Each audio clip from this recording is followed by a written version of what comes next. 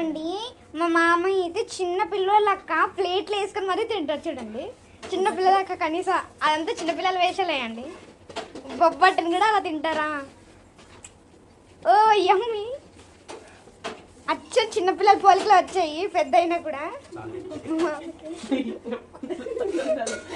చూడండి సిగ్గుపడిపోతున్నాడు పాపం. అది